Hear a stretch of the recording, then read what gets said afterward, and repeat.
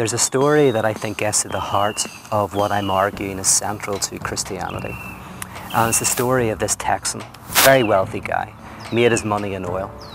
And he wants to go to Ireland to kind of like retrace his steps. That's his ancestry. So he goes to Ireland and he discovers that he has some distant relatives there in Galway.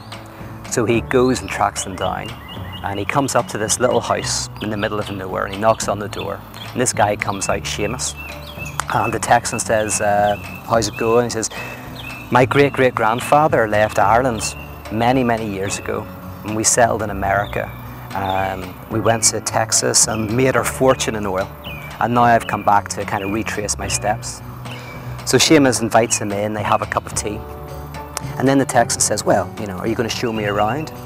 So Seamus says, absolutely, come on out. So they go out the back, and Seamus says, he says, listen, you see that old tree there, that tree stump? He says, all of that land is mine.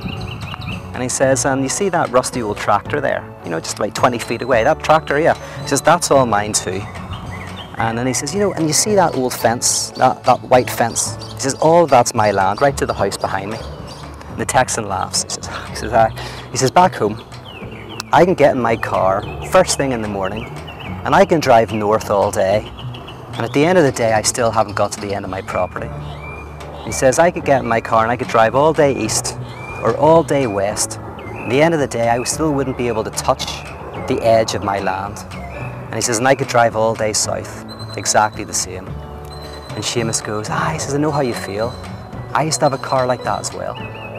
Now, the trick for me is this. The Texan is playing the game. I know what will satisfy me. I have what will make me complete. I have all of this land, all of this money. But Seamus doesn't see that. Seamus just sees a broken person just like him.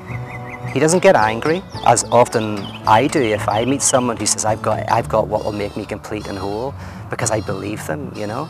Seamus doesn't see that, because he knows we're all broken. We're all human, all too human.